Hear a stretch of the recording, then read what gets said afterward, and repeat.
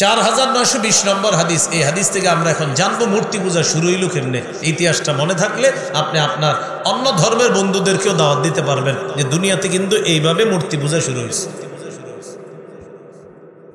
আব্দুল্লাহ ইবনে আব্বাস রাদিয়াল্লাহু তাআলা আনহুমার বর্ণনা 29 পারা খুলবেন, 12 নম্বর পৃষ্ঠা। হাফিজি কোরআন মাজিদ অনুযায়ী সূরা নূহের মধ্যে আল্লাহ তাআলা আলোচনা করছে 29 পারা 12 নম্বর পৃষ্ঠা। শুরুতেই দেখবেন আছে লা তাযারুন্না আলিহাতাকুম ওয়ালা তাযারুন্না ওয়াদ্দাউ ওয়ালা সুওয়া ওয়ালা ইয়াগুসা ওয়া ইয়াউকা ওয়া নাসরা। এই 5টা মূর্তির নাম আছে। একটা মূর্তির নাম ওয়াদ্দুন, আরেকটার নাম সুওয়াউন, আরেকটার নাম ইয়াগুস, আরেকটার নাম ইয়াউক, আরেকটার নাম নাসরুন। এই 5 মূর্তি আল্লাহ কোরআন এই 5টাকে মূর্তি হিসাবে আলোচনা করলেও মূলত এই 5টা মূর্তির নাম ছিল না। এই 5টা ছিল 5 জন আল্লাহর ওলির নাম। বলেন তো কোরআনে যে 5টি নাম আমরা মূর্তি হিসাবে পাইলাম, এই 5টা কি আসলে মূর্তির নাম ছিল না আল্লাহর ওলিদের নাম ছিল? বুখারীতে আছে আসমাউ রিজালিন সালিহিনা। এই 5টি ছিল 5 জন আল্লাহর ওলির নাম। ঘটনা কি ঘটলো? এই 5 আল্লাহর ওলি মারা গেছে। মারা যাওয়ার পর তাদের অনুসারী যারা আছে মন খারাপ, ইবলিস তাদের কাছে আসছে মানুষের রূপ ধারণ করে। আসার পর ইবলিস তাদেরকে বলল, কি ব্যাপার, মন খারাপ কেন? তারা বলল, আমরা যে আল্লাহর ওলিদেরকে দেখলে ইবাদতের মজা পাইতাম, তারা এখন দুনিয়াতে আর নাই, এই জন্য আর আগের মতো ইবাদতে মজা পাই না। এটা সহজ বিষয়। যারা আপনারা প্রতিদিন মসজিদে 5 ওয়াক্ত নামাজ পড়েন, তারা যদি মসজিদ ছাড়া অন্য কোথাও নামাজ পড়েন, আপনার মনে হবে নামাজ পড়েন নাই। মসজিদের মজাটা বাহিরে পাওয়া যায় না। ইবলিস মানুষের রূপ ধারণ করছে, বড় আল্লাহর ওলির মতো সাইজা তাদেরকে বলল, তোমাদের ব্যথাটা আমি বুঝতেছি। আচ্ছা, আমি যদি একটা কাজ করি, 5 আল্লাহর ওলির যদি 5টা আকৃতি তোমাদের সামনে আনি, তাহলে তোমরা ইবাদতে মজা পাইবে না। এটা কেমনে সম্ভব? আল্লাহর ওলি 5 জন তো মারা গেছে। আমি যদি 5 জনের আকৃতিটা আনতে পারি তোমাদের সামনে, যে এই 5 জন দেখতে এমন ছিল, এরকম 5টা জিনিস তোমাদের সামনে নিয়ে আসলাম, তখন ইবলিস 5 জন আল্লাহর ওলির 5টা প্রতিমূর্তি তৈরি করলো। এই পৃথিবীতে সর্বপ্রথম মূর্তি তৈরি করা হলো। 5টা প্রতিমূর্তি তৈরি করার পর ইবলিস এবার তাদের কাছে এসে বলল, দেখো তো এটা কার মতো? তো দেখে একজন ওয়াদ্দুন নামক আল্লাহর ওলির মতো দেখা যায় পুরো। ইবলিস বলল, এটা এক কাজ করবা, ওয়াদ্দুন নামক আল্লাহর ওলি যেখানে বসতো সেখানে এই মূর্তিটা রেখে দিই। এইভাবে প্রত্যেক আল্লাহর ওলি যেখানে বসতো, ইবলিস বলে দিল, আনসিবু ইলা মাজালিসিহিমুল্লাতী কানু ইয়াজলিসুনা আলাইহা আনসাবা। আল্লাহর ওলিরা যেখানে যেখানে বসতো সেখানে সেখানে মূর্তিগুলো স্থাপন করে দেবে। যেই কথা সেই কাজ, মূর্তি স্থাপন করে দিল। মূর্তি স্থাপন করার পর তখনও পর্যন্ত এই মানুষগুলা আল্লাহর সাথে শিরিক করে না, তবে 5 জন আল্লাহর ওলিরে তারা দেখে, এই যে আমাদের ওলিরা আছে, মনে মনে ভালো লাগে, কিন্তু ইবাদত করে তখনও আল্লাহ। হাত্তা ইদা হালাকা উলাইকা ওয়া তারাসসাখাল ইলমু উবিদাত। যখন এই জেনারেশন বিদায় নিল, পরবর্তী জেনারেশন যখন আসলো, আর সঠিক বিদ্যার বিলুপ্তি ঘটলো, যখন এলেমের বিলুপ্তি ঘটলো, তখন কি হলো? ইবলিস আবার পরবর্তী জাতির কাছে আইসা বলতেছে, তোমাদের বাপ দাদাদেরকে দেখেছি এই 5 আল্লাহর ওলির সামনে সেজদা দিতে, তোমরাও সেজদা দাও, ভালো লাগে।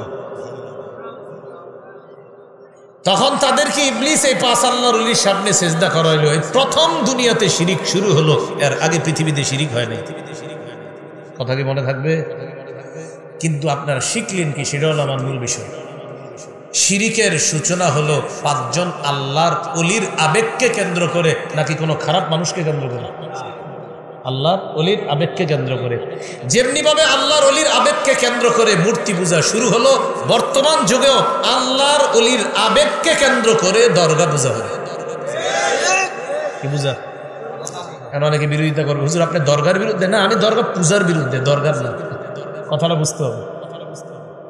আল্লাহর ওলির দরগা, আল্লাহর ওলির আস্তানা, আল্লাহর ওলির কবর, সেটার বিরুদ্ধে আমি না, কিন্তু কবর কেন্দ্র করে শিরিকের বিরুদ্ধে আমি। এই বিষয়টা অনেকে বুঝে না। দেখবেন আমার এই ওয়াজটারে একদল বলবে, হুজুরে আল্লাহর ওলির দুশমন। আমি কি ওলির বিরুদ্ধে বলছি না শিরিকের? আল্লাহ আমাদেরকে বোঝার তৌফিক দান। যদি বলেন আমি ওলির বিরোধিতা করছি, তাহলে এই 5 আল্লাহর ওলি, যে 5 আল্লাহর ওলির হিস্টোরি মাত্র বললাম, এই ব্যাপারে কি জবাব দেবেন? এটা কোরআনে আছে আলোচনা। এখান থেকে আমরা শিখলাম আবেগের কারণে, আবেগের বশবর্তী হয়ে অনেক সময় আমরা আমাদের ঈমানকে বিসর্জন দিয়ে দিই। আল্লাহ আমাদেরকে হেফাজত করেন। এই হলো মূর্তি পূজার ইতিহাস। সহিহ বুখারীর বর্ণনা 6861 নম্বর হাদিসের বর্ণনা, আব্দুল্লাহ ইবনে মাসউদ রাদিয়াল্লাহু তাআলা আনহুর বর্ণনা। এক ব্যক্তি নবীর কাছে আসছে, আসার পর নবীজিকে জিজ্ঞাসা করলেন, আইয়ুয যামবি আকবারু ইনদাল্লাহ, ইয়া রাসূলুল্লাহ, আল্লাহর কাছে সবচেয়ে বড় পাপ কোনটি আপনার কাছে জানতে চাই। নবীজি বললেন, আনতাদউ লিল্লাহি নিদ্দান ওয়া হুয়া খালাকাকা, যে আল্লাহ তোমাকে সৃষ্টি করেছেন এই আল্লাহর সাথে কোনো সমকক্ষ নির্ধারণ করা, এটা হলো সবচাইতে বড় পাপ। আল্লাহ তোমারে বানাইলেন, আল্লাহর কাছে তুমি সন্তান চাও, আবার কোনো মানুষের কাছেও তুমি সন্তান চাও। এই যে তুমি আল্লাহর কাছেও সন্তান চাইলা, আবার মানুষের কাছেও চাইলা, এই আল্লাহর সাথে সমকক্ষ নির্ধারণ করা এটা সবচেয়ে বড় পাপ। এটা সবচেয়ে বড় পাপ। তুমি আল্লাহর সাথে অন্য কোনো সমকক্ষকে ডাকা। আল্লাহ আমাদেরকে হেফাজত করেন। সহিহ বুখারীর 6675 নম্বর হাদিসের বর্ণনা, আব্দুল্লাহ ইবনে আমর রাদিয়াল্লাহু তাআলা আনহুর বর্ণনা। তিনি বলেন, ক্বালা রাসূলুল্লাহ সাল্লাল্লাহু আলাইহি ওয়াসাল্লাম, আল কাবাইরু আল ইশরাকু বিল্লাহ, সবচেয়ে বড় কবিরা গুনাহ আল্লাহর সাথে শিরিক করা। সবচেয়ে বড় কবিরা গুনাহ আল্লাহর সাথে শিরিক করা। মুসনাদ আহমদ হাদিসের কিতাব, প্রায় 40,000-এর কাছাকাছি হাদিস আছে এই কিতাবের মধ্যে। এর মধ্যে 27,000-এর বেশি আছে বিশুদ্ধ হাদিস। এই কিতাবের 22,075 নম্বর হাদিসের বর্ণনা, নবীর একজন সাহাবী নাম মুআজ ইবনে জাবাল রাদিয়াল্লাহু তাআলা, তিনি বলেন, আওসানি রাসূলুল্লাহ সাল্লাল্লাহু আলাইহি ওয়াসাল্লাম বিআশরি কালিমাত। মুআজ ইবনে জাবাল বলেন, আল্লাহ নবী আমাকে 10টি বিষয়ে উপদেশ দিয়েছেন। কয়টা? এই 10টি বিষয় সবাই মুখস্থ করেন। 1 নাম্বার, লা তুশরিক বিল্লাহি শাইআ ওয়া ইন কুতিলতা ওয়া হুররিকতা। মুআজ, তোমাকে যদি হত্যা করা হয়, তোমাকে যদি পুড়িয়ে দেওয়া হয়, তোমাকে যদি জ্বালিয়ে দেওয়া হয়, তুমি আল্লাহর সাথে শিরিক করবা না। তোমাকে যদি হত্যা করা হয়, তোমাকে যদি পুড়িয়ে দেওয়া হয়, তুমি আল্লাহর সাথে শিরিক করবা না। কয় নাম্বার উপদেশ?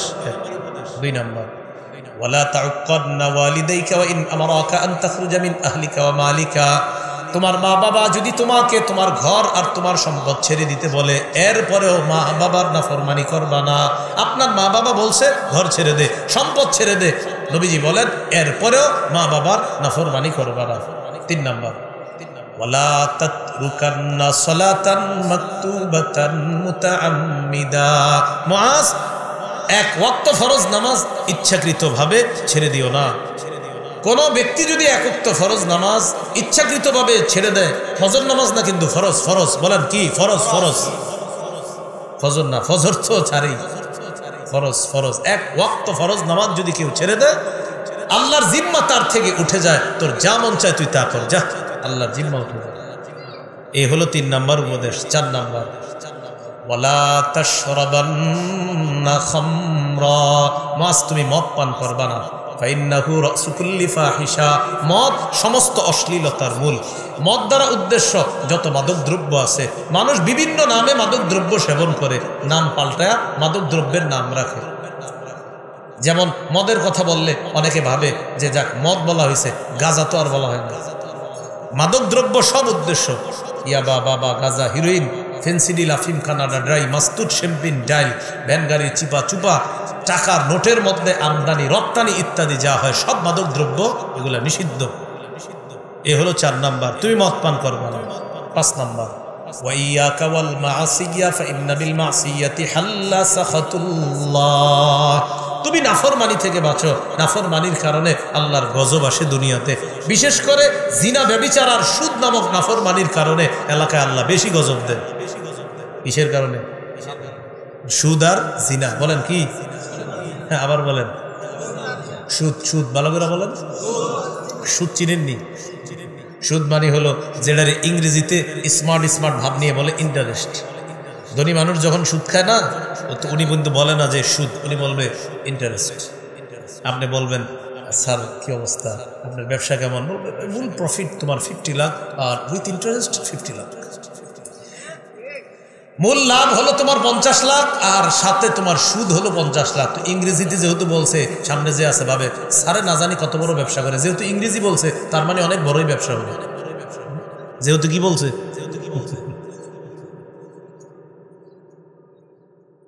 নবীজি বলেন ইয়াকা ওয়াল মাসিয়া ফাইন্না বিল মাসিয়াতি হাল্লা সাখাতুল্লাহ। নাফরমানি থেকে বাঁচো, নাফরমানির কারণে আল্লাহর গজব এলাকায় বৈধ হয়ে যায়। নাউজুবিল্লাহ। 6 নাম্বার ওয়া ইয়াকা ওয়াল ফিরার মিনাজ যাহফি ওয়া ইন হালাকান নাস। জিহাদের ময়দানে যদি সবাই শেষ হয়ে যায়, মুআজ তুমি জিহাদের ময়দান থেকে কখনো পলায়ন করবা না। জিহাদের সবাই শেষ, তুমি একা আছো, একাই থাকবা, পলায়ন করবা না। 7 নাম্বার ওয়া ইযা আসাবান নাস মাউতুন ওয়া আনতা ফীহিম ফাসবুত। তুমি কোন এলাকায় আসো আর ওই এলাকায় যদি মহামারী দেখা দেয়, মুআজ ওই এলাকায় থাকবা, সেখান থেকে তুমি মহামারীর ভয়ে অন্য কোথাও পালিয়ে যাবে না। অন্য হাদিসে আছে মহামারী কবলিত এলাকার কেউ বাহিরে যাবে না, আর বাহিরের কেউ মহামারী কবলিত এলাকায় প্রবেশ করবে না।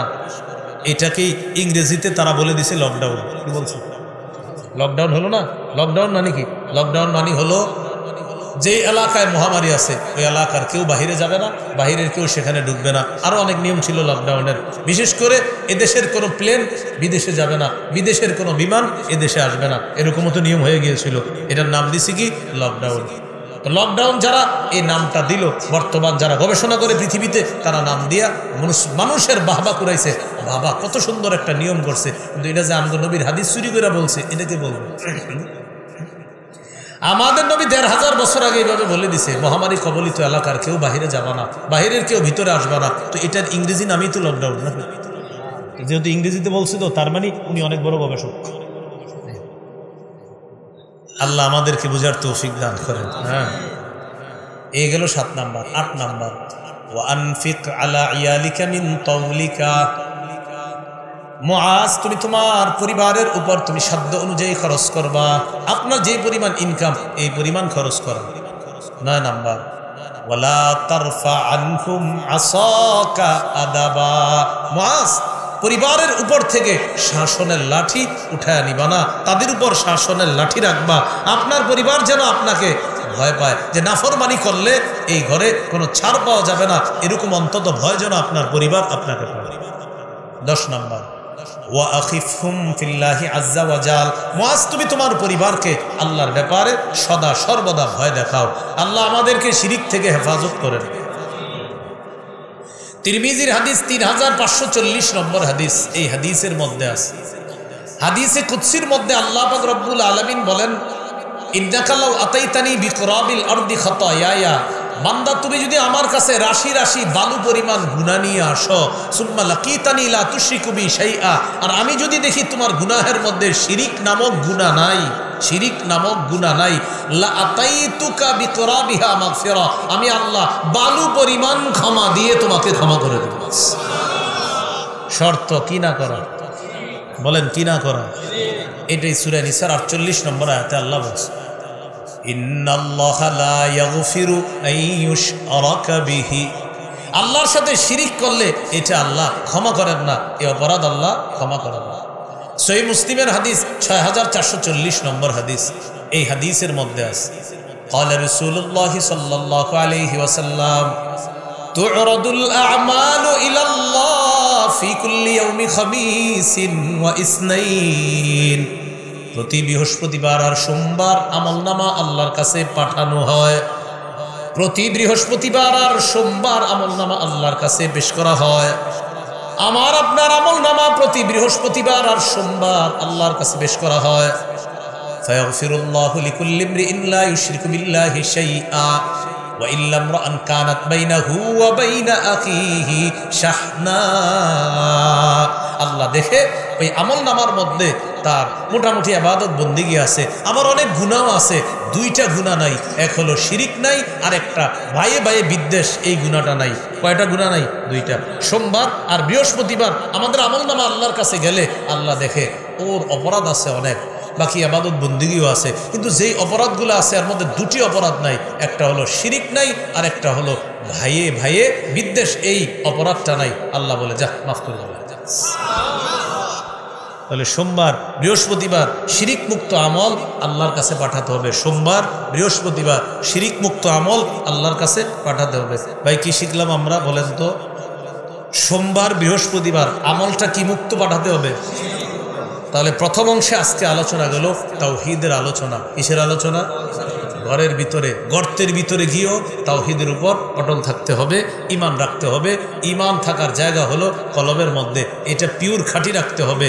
উদার হওয়া ভালো, উদারতার নামে আদর্শ বিসর্জন দেওয়ার কোনো সুযোগ নাই। আবার বলছি, উদার হওয়া ঠিক আছে, উদারতার নামে আদর্শ বিসর্জন দেওয়া যাবে না। আল্লাহ আমাদেরকে ইসলামী মূল্যবোধে বিশ্বাসী হয়ে যেন আদর্শের উপর অটল থেকে আমরা কবরে যেতে পারি, আল্লাহ তৌফিক দান করেন। একত্ববাদী একজন মুসলিম হয়ে যেন আমরা কবরে যেতে পারি, আল্লাহ তাআলা তৌফিক দান করেন।